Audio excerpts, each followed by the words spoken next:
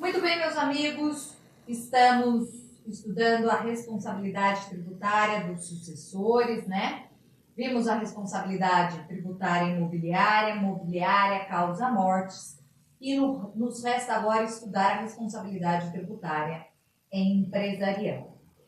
Meus amigos, olhem só, nós estamos falando da hipótese de alguém comprar uma pessoa física ou pessoa jurídica, comprar uma empresa, ou estamos também diante da possibilidade de operações societárias entre empresas, como, por exemplo, uma fusão, uma incorporação, enfim, vamos estudando. Para a gente falar e estudar a responsabilidade tributária empresarial, nós precisaremos analisar duas regrinhas. A regrinha do artigo 132 do CTN e a regrinha do artigo 133. Muito bem, olhem só, vou colocar aqui para vocês. Estudar a responsabilidade tributária empresarial significa estudar a responsabilidade por transferência, no caso de operações societárias, e a responsabilidade tributária por transferência, no caso do trespasse. Operações societárias, a regra está no artigo 132, trespasse, artigo 133. Portanto, coloquemos aí no caderno que, a partir de agora, nós vamos estudar a responsabilidade empresarial, responsabilidade que tem caído muito nas provas, nos concursos públicos, e que vocês precisam entender, né? A fala inicial é no sentido de que a sucessão empresarial gera a sucessão tributária. Repito, vem comigo. A sucessão empresarial gera a sucessão tributária. Bom, nós estamos diante daquela regra, da regra que menciona que o sucessor responde pelas dívidas tributárias do sucedido. A regra geral, né? Muito bem, mas no caso da responsabilidade tributária empresarial, o STJ expediu uma súmula, qual seja a súmula 554.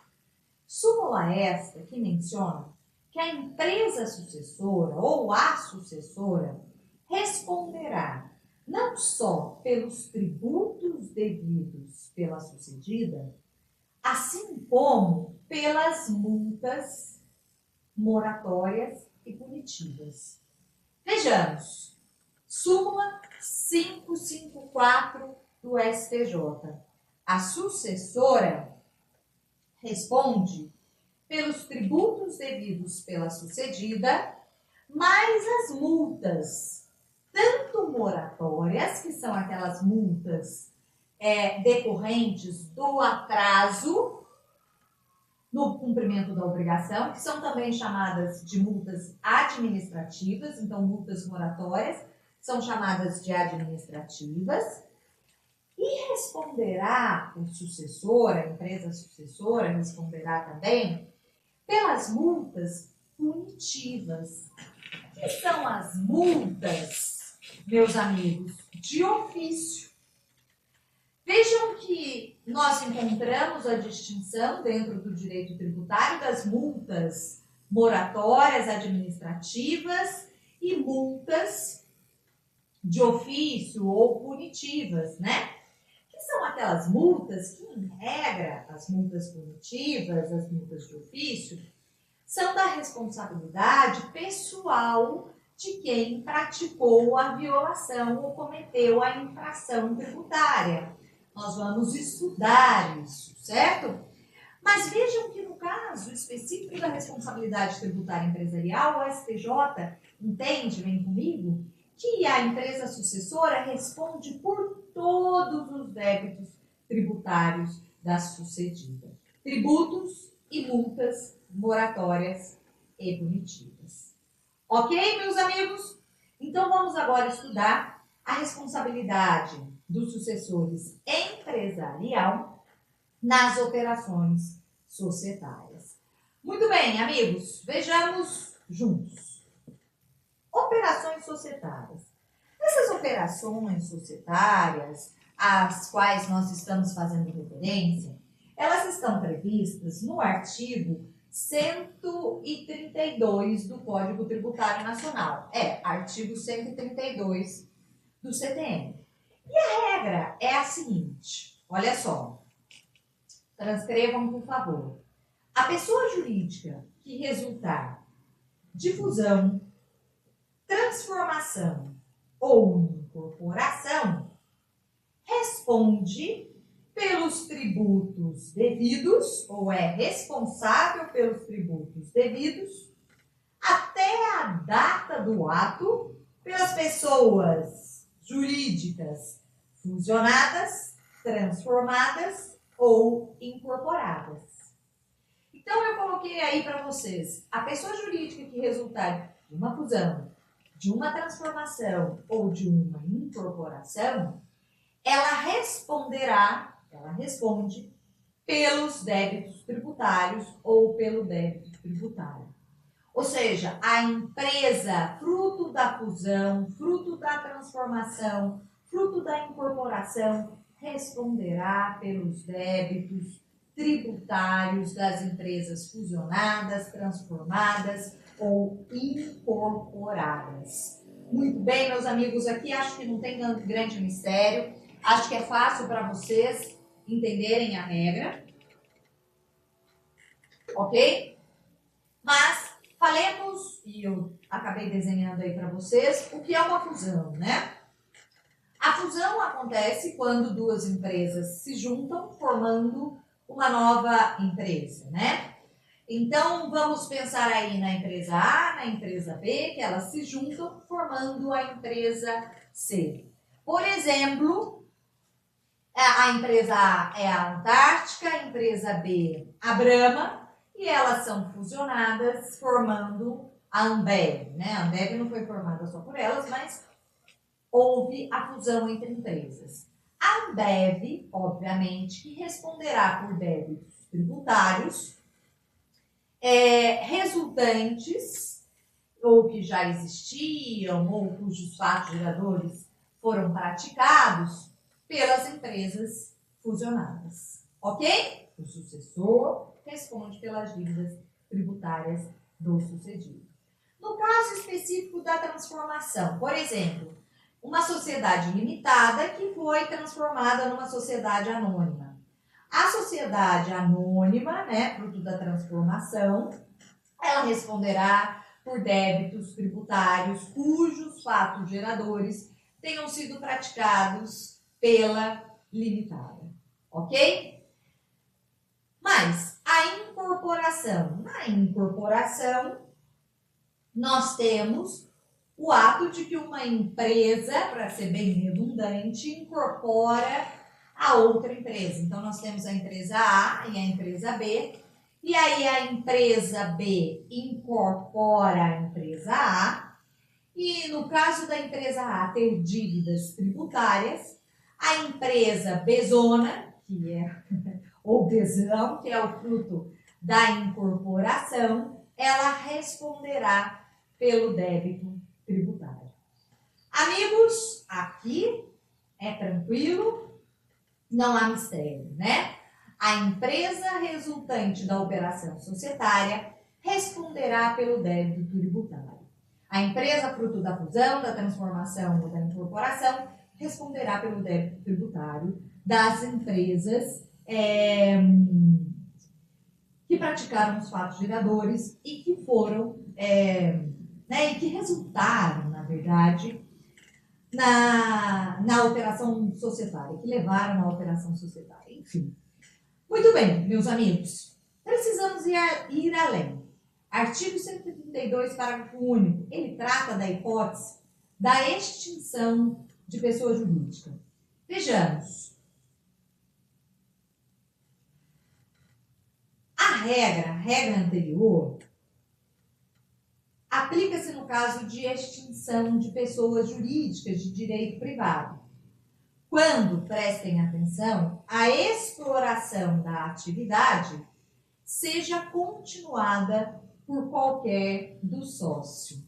Então, o que a regra do artigo 132, parágrafo único, menciona? Menciona o seguinte, olha só, que se for extinta uma pessoa jurídica, e essa pessoa jurídica tiver débitos tributários, e a exploração da atividade seja continuada por qualquer um dos sócios remanescentes, ou até mesmo por seu espólio, enfim, havendo a extinção e a continuidade da exploração da atividade por qualquer um dos sócios remanescentes, com a mesma razão social ou com outra razão social ou sob firma individual, vejam que esse sócio remanescente, na verdade, a atividade explorada pelo sócio remanescente, dará ensejo que ele venha a responder pelo débito tributário da empresa extinta. Nós estamos diante de extinções fraudulentas, né? Na verdade, foi feita a extinção da empresa com a finalidade de, provavelmente, né, fraudar credores, de modo que um dos seus sócios continuou a explorar a atividade com uma nova razão social ou não, como firma individual, enfim. O importante é que o sócio remanescente tenha continuado a explorar a atividade. Ok, meus amigos? Muito bem? Tranquilo? Maravilha. E vocês estarão me perguntando, né? Com certeza. Milena, você falou da transformação, da fusão, da incorporação. E no caso de cisão? Ou da cisão, né? A cisão, meus amigos, essa operação societária, ela não foi contemplada pelo Código Tributário Nacional. O Código Tributário Nacional não tratou dela, tá? Mas nós encontraremos regras relativas à cisão na Lei das Sociedades Anônimas, né? A Lei 6.404 de 76. O ato de cisão, ele é definido pelo artigo 229 da lei que regula sociedades anônimas, né? E o artigo lá menciona que a cisão pode ser total, quando acontece a extinção da empresa cindida, né? E o patrimônio passa para outras empresas. E pode ser parcial, quando há transmissão de parcela do patrimônio para outras empresas, mas a empresa cindida, ela continua existindo. Bom, como é que ficará a questão da responsabilidade tributária, do débito tributário, quando estivermos diante da cisão de pessoas jurídicas? A resposta a essa pergunta advém da própria lei das SAs, especificamente no artigo 233, artigo este que eu trouxe para vocês. Olha só, já adianto que o Código Tributário Nacional prevê, a Lei das Sociedades Anônimas prevê que a responsabilidade tributária, nesse caso, será solidária. Vejam, ficou com bastante informação aí no quadro, mas eu trouxe para vocês a baila, única e exclusivamente, o artigo do Código da Lei das Sociedades Anônimas. Bom, olhem no que prevê o artigo. Na cisão, com extinção da companhia cindida, as sociedades que absorverem parcelas do seu patrimônio responderão solidariamente pelas obrigações das empresas, responderão solidariamente pelas obrigações da primeira anteriores à cisão.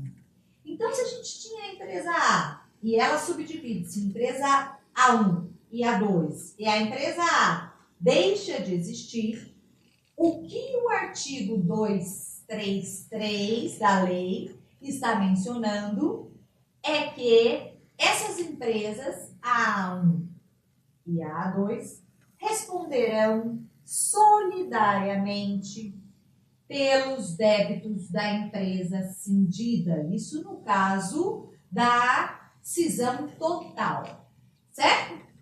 E na cisão parcial? Olha só. Deixa eu só voltar aqui que eu pulei uma leitura. Olha só. Na cisão com extinção da companhia cindida, as sociedades que absorverem parcela do seu patrimônio responderão pelas obrigações da companhia extinta. Responderão solidariamente pelas obrigações da companhia extinta. Aí continua a regra. A companhia cindida que subsistir, tá valendo sem óculos, gente? A companhia cindida que subsistir e as que absorverem parcelas do seu patrimônio responderão solidariamente pelas obrigações da primeira anteriores à cisão. Agora sim a leitura foi bonitinha, coloquei o óculos. Muito bem. Olha só, meus amigos. Então, se você tem a cisão total, a empresa A que subdivide-se na empresa A1 e A2, a A1 e A2 responderão solidariamente. E o que prevê a segunda parte do artigo 233? Menciona que, havendo a cisão parcial, todas as empresas responderão solidariamente pelas dívidas da empresa que foi cindida parcialmente. Certo? Muito bem? Só que, atenção no que prevê o parágrafo único. O ato de cisão parcial poderá estipular que as sociedades que absorverem parcelas do patrimônio da companhia cindida serão responsáveis apenas pelas obrigações que lhe forem transferidas. Então, vejam só, na verdade, meus amigos, sem solidariedade entre si ou com a companhia cindida.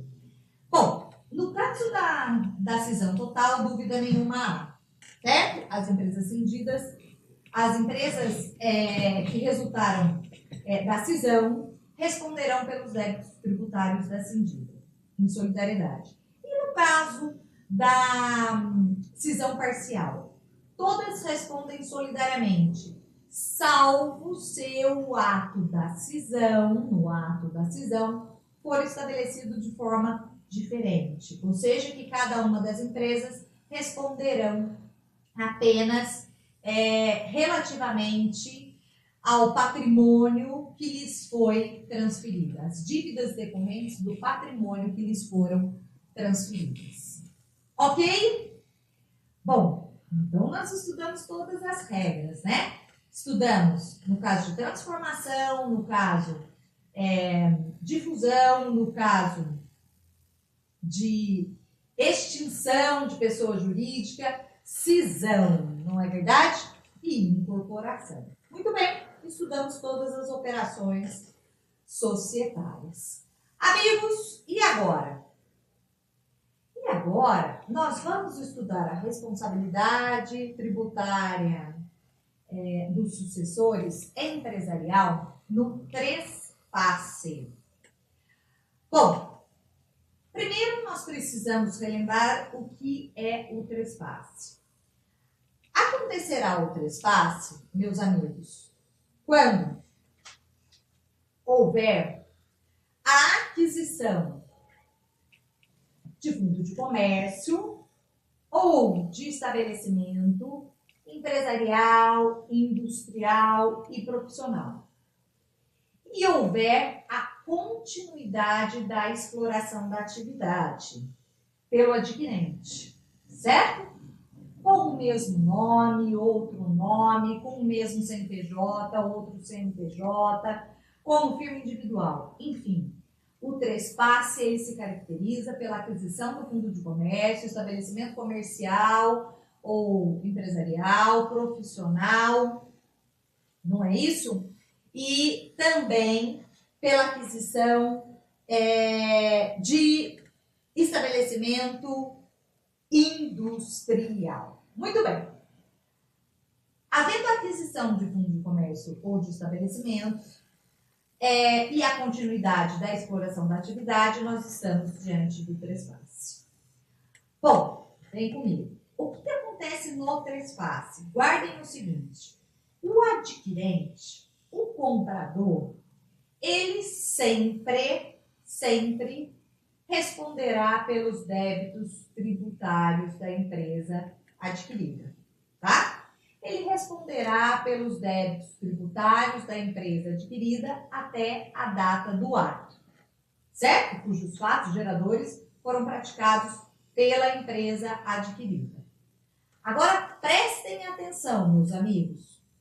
Essa responsabilidade do adquirente, ela poderá ser integral, ou seja, o adquirente responderá sozinho pelos débitos tributários, ou poderá ser subsidiária com o alienante, com o vendedor. Então, repito, quem compra uma empresa e continua a explorar a atividade, responde pelos débitos tributários dessa empresa. Ou de forma integral, ou de forma subsidiária com o alienante. A depender do quê? A depender do que o alienante fez após a venda. Ok, meus amigos? Então, para a gente concluir, se a responsabilidade do adquirente será integral ou será subsidiária, nós teremos que olhar o que o alienante, o vendedor, fez após a alienação do fundo de comércio, estabelecimento empresarial, profissional, industrial. Muito bem, meus amigos? Então, olhem só. Tá claro até aqui? Maravilha. Importante só reiterar, na verdade, reiterar não, chamar a atenção de vocês para a circunstância de que não tem trespasse, se não existe o trespasse, se uma empresa aluga um ponto em que funcionava uma outra empresa no mesmo ramo. Isso não é trespasse. No trespasse, a gente tem que ter a compra, a aquisição, né? E a continuidade da exploração da atividade. Ok? Maravilha? Então, vamos lá. Vejamos comigo. A responsabilidade será integral do adquirente quando? Quando o alienante cessar a exploração da atividade ou iniciar nova atividade após 6 meses da venda. Lembrando que a regra do trespasse está no artigo 133 e seus parágrafos. Então, copiem, porque eu vou explicar. Olha só. Eu disse para vocês que o adquirente sempre vai responder, o comprador sempre vai responder por débitos tributários anteriores ao ato, só que ele pode responder de forma integral. Quando que ele vai responder de forma integral? Quando o alienante cessou a exploração da atividade, não quis mais saber de explorar a atividade, ou iniciou nova atividade no mesmo ou em outro ramo, após 6 meses da venda, após 6 meses do ato. Muito bem. A responsabilidade será subsidiária do adquirente. O que é responsabilidade subsidiária? Responsabilidade subsidiária é aquela que também é chamada de supletiva, né? É aquela responsabilidade que comporta benefício de ordem. Então, isso, na responsabilidade subsidiária, nós teremos que, em primeiro lugar, responderá pelo débito o alienante, o vendedor, e não saldando o débito, né, não tendo patrimônio para responder pela dívida, aí sim, de modo subsidiário, de modo supletivo, responderá o adquirente, o comprador. Então, quando que nós teremos a responsabilidade subsidiária do adquirente? Olha só, quando o alienante continuar a explorar a atividade, então ele vende uma empresa que está devendo mais que chuchu na seca para uma outra pessoa e essa pessoa continua a explorar a atividade. Olha, não é justo que ele não responda por esse débito, o alienante. Então, se ele continuar a explorar a atividade após a venda, ele responderá, em primeiro lugar, por esse débito tributário. Mas vejam que o adquirente terá responsabilidade tributária. Ou se ele iniciar uma nova atividade no mesmo ou em outro ramo, dentro de 6 meses da venda. Se for dentro dos 6 meses, a responsabilidade será subsidiária do adquirente, certo? Se o alienante iniciar nova atividade, ou melhor, continuar a explorar a atividade, ou iniciar nova atividade dentro de 6 meses, dentro dos 6 meses da venda, a responsabilidade do adquirente, do comprador, será subsidiária. Muito bem, meus amigos. Muito bem. Então, olha só. Vem comigo. A responsabilidade do adquirente será integral se o vendedor cessou a exploração da atividade ou iniciou após 6 meses. Será subsidiária se o vendedor continuou a explorar a atividade ou iniciou uma nova atividade no mesmo ou em outro ramo dentro de 6 meses. Por que 6 meses? É o prazo previsto na lei, não tem motivo especial, no Código Tributário Nacional. Mas, olha só, é importantíssimo que vocês saibam que essa regra do trespasse, ela não se aplicará quando houver a aquisição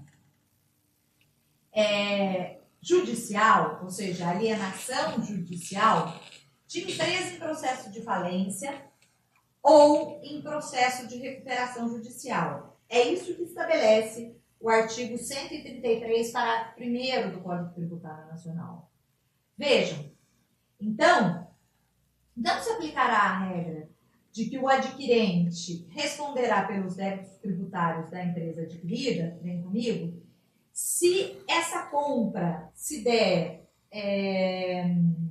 judicialmente em razão de estando diante de um processo de falência ou de um processo de recuperação judicial. Ora, é óbvio, né? Se a empresa está em processo de falência ou em recuperação judicial, é porque ela tem débito tributário.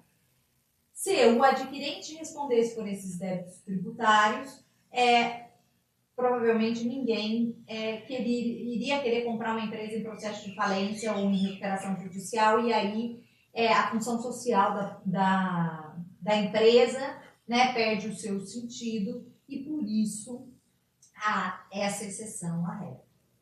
Ok? Mas, meus amigos, atenção, concentração.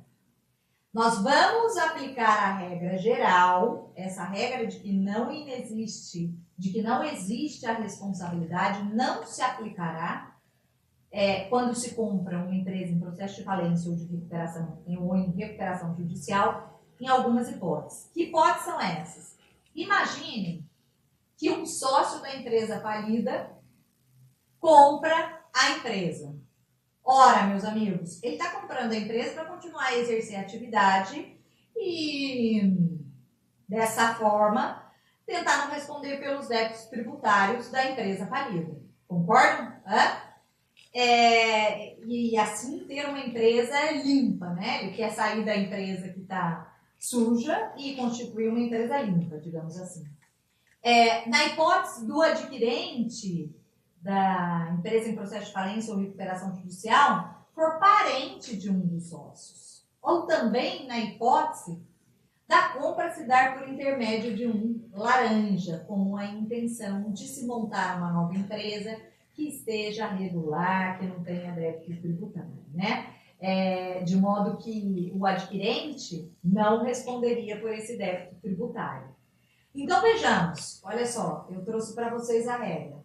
Não se aplica o previsto no parágrafo 1º quando o adquirente for, vamos colocar no caderno, ou seja, que o adquirente da empresa falida ou em processo de recuperação judicial não responderá pelo débito tributário.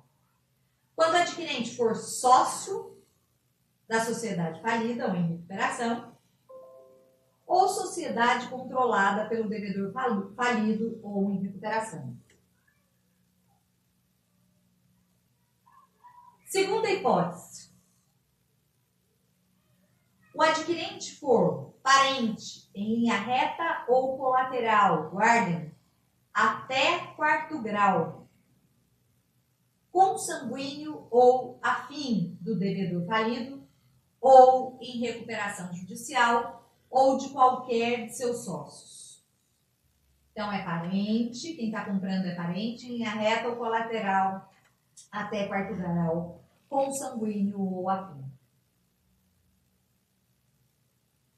Terceira regra. Identificado como agente do falido ou do devedor em recuperação judicial, com o objetivo de fraudar a sucessão tributária. Né? Nós estamos falando aí do laranja. É um sócio da empresa falida, ele contrata uma pessoa, paga uma pessoa para ir lá e comprar a empresa. E aí esse laranja é descoberto. Bom, se for descoberto, não vamos aplicar a regra de que o adquirente de empresa em processo de falência ou recuperação judicial não responderá pelos débitos tributários dessa empresa. Muito bem, meus amigos. Maravilha. Bom, e com isso eu me despeço de vocês. Nós nos encontraremos em breve. Estou à disposição para as dúvidas e para os esclarecimentos. Quem tiver também dúvida em relação ao exercício da atividade notarial e registral, eu estou à disposição de vocês. Nos vemos em breve. Força nos estudos, treinem, respondam questões de provas anteriores. Ok, meus amigos? Aquilo que você não treina, você esquece. Tá joia? Até mais.